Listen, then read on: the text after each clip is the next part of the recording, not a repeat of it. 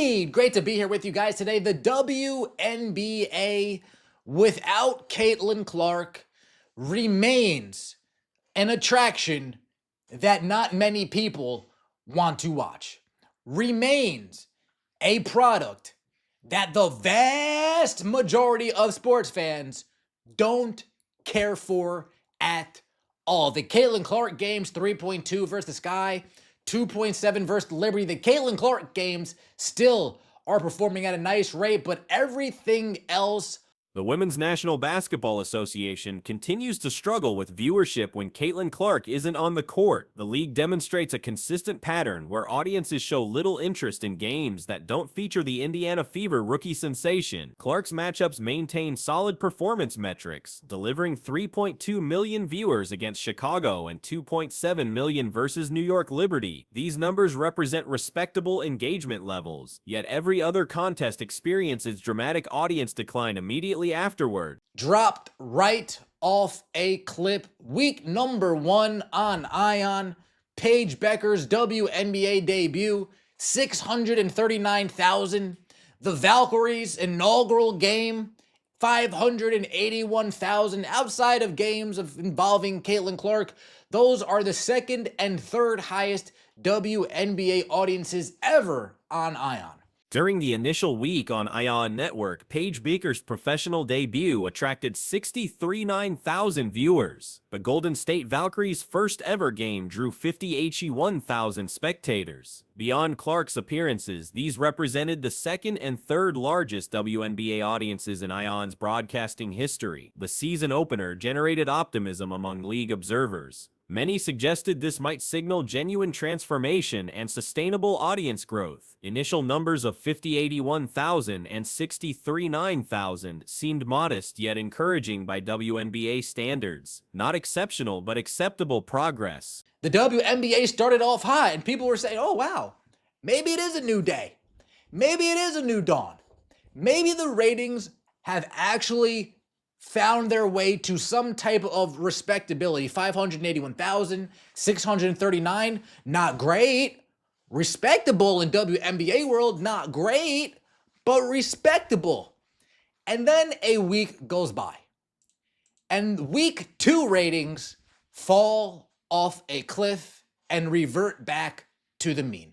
However, the second week revealed harsh reality as viewership plummeted dramatically, returning to previous year's baseline performance or worse. The following Friday's doubleheader, featuring Connecticut versus Seattle and Phoenix versus Las Vegas, averaged 41,000 and 44,000 viewers respectively on ION. Both figures dropped significantly compared to last season's Indiana versus Los Angeles matchup that generated 70. While nobody expects other teams to match Indiana Fever's drawing power when Clark participates, the league cannot even maintain opening night momentum. Retaining substantial portions of initial audiences proves impossible. Revert back to last year's average, slightly less than last year's average. Last Friday, Sun, Lynx, Storm, Mercury, WNBA regular season games averaged 431,000 and 344,000 viewers respectively on Ion, both down sharply from last year's window of Fever Sparks that gave you 724,000. Now, I'm not asking you to compete with the Indiana Fever because we know the decline spans dramatic territory. 63 to 9,000 viewers falling to 31,000 represents a massive 200,000 person exodus. Similarly, 81,000 dropping to 340,000 demonstrates another severe audience loss. Clark's games continue performing adequately, but non-Clark contests offer nothing remarkable compared to previous seasons. All other games, excluding Clark, averaged 94,000 viewers last year. Current season numbers already fall below that threshold. More concerning, they're performing worse than 2K23's regular season average of 505,000 viewers per broadcast. Viewership has actually declined since 2023. Clark's presence inflates last year's overall statistics because millions tuned in specifically for her games. Examining non-Clark contests reveals continued downward trends. This represents information that league promoters rarely acknowledge publicly. Nothing in this league can compete when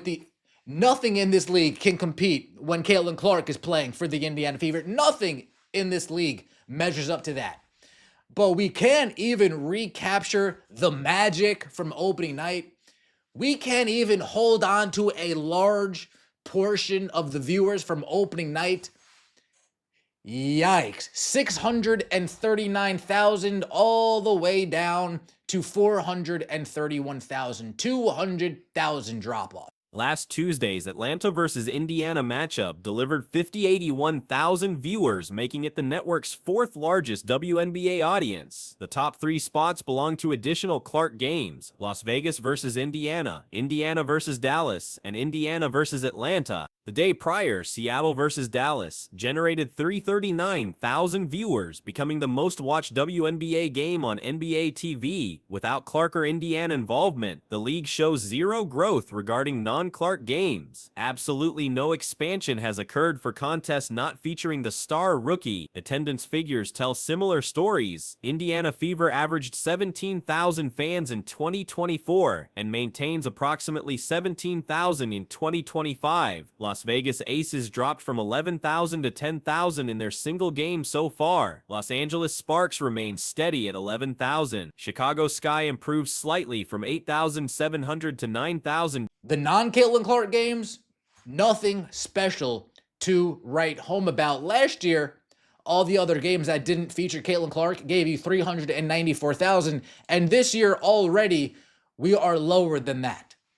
This year already we are lower than that, but I told you, not only are they doing worse than last year, they're doing worse than the 2023 regular season that gave you 505,000 viewers on average per broadcast. The WNBA hasn't experienced any growth this season. No Bucker's boost materialized. The anticipated reaction of fans discovering and embracing the broader product through Clark's introduction simply hasn't occurred. Instead of thinking Clark showed me this amazing league, now I'll watch everyone else. Audiences appear uninterested when she's absent. When Clark doesn't play, people switch channels or sell tickets. Baltimore's recent game against Washington drew 11,083 attendees. The venue accommodates 14,000 for basketball, though they claim capacity is only 11,100. If Clark were playing, that 11,700 would suddenly become 14,000 through additional seating arrangements. Extra folding chairs and temporary sections would definitely be utilized. Even maintaining the 11,700 figure would result in complete sellouts. Anyone watching could observe roughly 70% capacity. This suggests people decided against attending, couldn't sell their tickets, or simply chose not to show up. Looking ahead, Indiana Fever versus Connecticut Sun tickets are priced at $72. This represents standard pricing for Clark's appearances. They've gone down. Since 2023, folks, they have gotten down in viewership. Caitlin Clark skews that number for last year because millions of people tuned in, but as far as non-Caitlin Clark games, the numbers have been still going downwards. This is what they won't tell you. This is what the shills won't tell you. I'll tell you, the Indiana Fever, the WNBA, they don't pay me enough. Industry analyst Christine Brennan summarized perfectly. WNBA without Clark League feels the hurt. Without the rookie sensation, fan enthusiasm diminishes. Ticket sales decrease. Merchandise revenue drops. Future television ratings for games excluding Clark will likely remain unimpressive compared to Fever contests on NBA TV. Clark remains the sole major attraction. Some suggested she would lead fans to discover the league's broader appeal, but audiences aren't embracing that opportunity. They're essentially saying the supporting product lacks quality while Clark offers premium entertainment value. The WNBA is learning that people aren't league fans. They're specifically Clark fans. The surge wasn't organizational growth, but individual player popularity. The excitement wasn't about discovering an amazing product, but about watching an exceptional athlete. Major networks demonstrate this reality clearly. Saturday's Liberty versus Las Vegas opener on national television drew 1.3 million viewers with a 1.9 million peak. Beyond that single game, no other contests warranted network coverage. Nobody else commands television interest. Networks won't invest in other team matchups. Without Clark, ABC NBC passes. Without Clark, CBS declines. Without Clark, ESPN shows no interest. Television ratings, attendance figures, and national broadcast decisions all point to identical conclusions. One primary attraction exists, and 12 months after Clark entered the league, circumstances remain fundamentally unchanged. Clark continues as the premier draw, while other elements serve as supporting entertainment. The situation demonstrates clearly that individual star power drives interest rather than organizational appeal or product quality improvement. They don't pay me at all to fluff it up. The numbers are the numbers. The numbers are the numbers. Last week's Tuesday Dream vs. Indiana Fever game gave you 581,000, making it the network's fourth largest WNBA audience behind what? More Caitlin Clark games. Aces Fever, Fever Wings, Fever Dream. And then right after that, prior to that game, earlier in the a day before, the Storm vs. Wings gave you 339,000. Plenty of discussion continues across social media as fans raise serious concerns over the officiating standards in the WNBA, especially when it comes to calls involving Caitlin Clark. A growing number of videos are now surfacing that clearly show she's being singled out during games. This situation brings the focus back to Indianapolis once again. Tonight's matchup will be played without Indiana Fever standout Caitlin Clark in the lineup. Recent footage has reignited conversation about the incident that may have caused her to miss time. Fan-created compilations are circulating widely, showing repeated instances of overly aggressive play against her. What's going on, guys? This is your boy Johnny Liquidator coming back with another video. Look like more fans are still voicing their frustrations about the WNBA lack of calls against Caitlin Clark because new video evidence proves she's being targeted. Many online voices have been pointing to a noticeable lack of support from officials, questioning why the WNBA hasn't taken more definitive steps to address this. Comparisons are now being drawn with players like Breanna Stewart, who just managed to earn 16 foul calls in a single game while only committing 6 herself. That's an unusually high number, especially for a veteran player no longer at peak performance. And yet, Caitlin Clark seems to be playing through far more contact with far less protection. These inconsistencies have sparked outrage, with some labeling the treatment of Clark as unfair and even dangerous. The evidence now going viral paints a concerning picture. A simple search of her name on X will bring up several clips that illustrate the issue clearly. One post summed it up best. When this level of contact is permitted, injury is only a matter of time. The league must do more to safeguard its athletes. Caitlin Clark deserves proper protection. The footage shows a particularly hard fall after contact, adding to the argument that physical play is going unchecked. Viewers will recognize incidents involving players like Chennedy Carter and Dejanai Carrington, both of whom have been part of heated exchanges on court. Another game that is set to take place tonight without Indiana Fever superstar Caitlin Clark, man. I did a video earlier this week kind of breaking down why I believe she got hurt, man, and there's more video collages coming together online of fans putting these clips out, showing the world. The ongoing situation surrounding Caitlin Clark has sparked renewed frustration, especially in light of recent incidents like the Eugene Currington eye poke. Over the past year, she has endured a relentless level of physicality and questionable treatment on the court. Despite repeated cases, the WNBA has yet to take meaningful steps to correct what many see as a pattern of neglect. Meanwhile, players such as Breanna Stewart continue to draw double-digit foul calls, 16 in a recent game, even when they aren't central to the offense. The discrepancy has become difficult to ignore, and the officiating imbalance is raising serious concerns across fan communities. At this point, the conversation isn't just about basketball performance, it's about how a player is being mentally and emotionally impacted by inconsistent enforcement of the rules. Proper support and accountability are being called for, beyond financial compensation. Fans and commentators alike are questioning how much more of this treatment Clark can endure. That something has to be done, bro. I believe I've been the only person online speaking about this matter vigorously, aggressively, trying to get the WNBA to make improvement with their calls in regards to Caitlin Clark and the Indiana Fever basketball team. We just seen a player, Breanna Stewart, yesterday received 16 foul calls. She drew 6. How is that humanly even possible?